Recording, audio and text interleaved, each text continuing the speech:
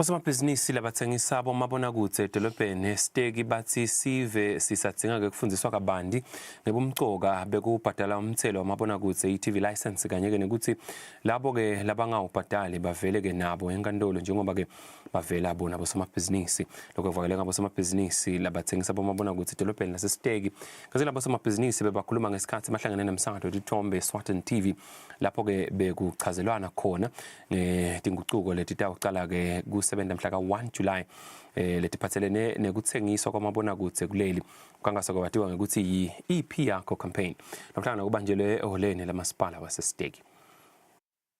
Indzaba yekubhadalwa kwemthelo wamabonakudze i-TV license solo iyadzinga ukushunyayelwa ngemandla eMaswatini.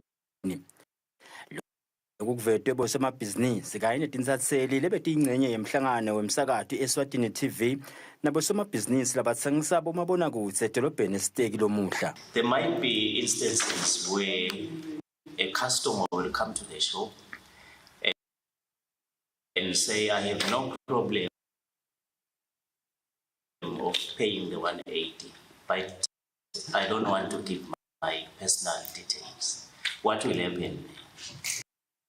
A guy came with a complaint. There was a light on the screen, but the guy paid also for the TV license.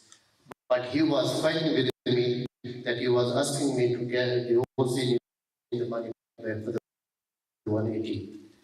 I refused, and he tried to take out a knife. Then I had to return him back, and I also pay you guys for that money. So what is the solution for that? Okay, if we can pay 180 to the wholesaler, then the customer failed to pay 180, then what we are going to say? What we can do? Because when we are charging 180, they fail to buy the TV. Lumsakato ufika eStegi nje sekukhulumisene nabosomabhizinisi baseSpiki eMbabane kanye nakaManzini. Sabelo Similani loweluse lomsebenzi uyachaza ukuthi kusukela abaqala ukukhulumisana nabosomabhizinisi yini labayitholako.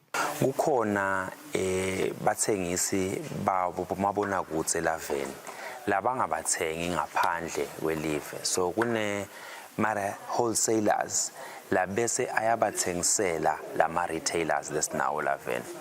So lokho kusho ukuthi nathi kube sekusinika insaye ukuthi kube netimvo lestilungisako letincane kule process yethu ekufaka ekhathi kokuthi nayisuka le television set la kulo wholesaler seya ku retailer uma documents mani yini lokufuna kuhambe ngoba sifiso sethu singeSwatini TV ngiloko ukuthi iTV sibe neliso layo kusuka ingene egedeni ize yofika kuloyithengisako kwecala lokho sekubukwa kwawona ema retailers ayakhala akhaliswa yini akhaliswa lokho ukuthi ukhona labanye lababonakala ungathi abawugcina umthetho wokungenisa impahla eveni badingenisa ngetindlela letitsite manje sebakhaliswa lokho ukuthi kutawube sekuyabakhipha ke kubende ngalolu silungu sithi babe uncompetitive.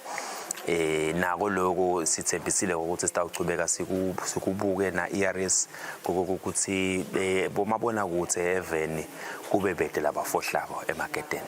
Njengoba letinguquko tibheke ukuthi ticale mhla ka-1 enyangeni letako ingabe bosomabhizinisi labatawube banawo ema-TV emgodlagodleni wabo benta njani bona.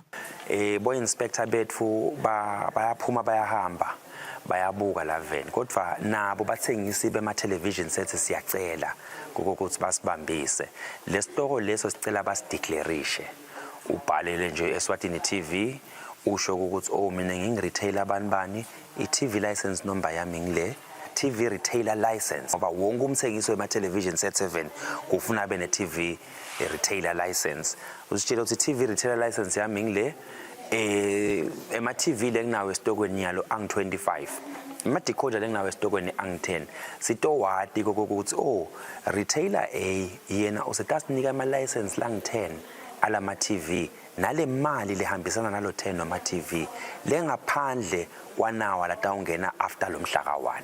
Ngemsombuluko lomsakato utawusuka emagonso uyokhulumisana nabosomabhizinisi labathengisa ema-TV edolobheni Enhlangano. Kubikade ngithini Gule ngiseStegi. Masola mahle sivumeleni sishakutele semarket takamhlaba standard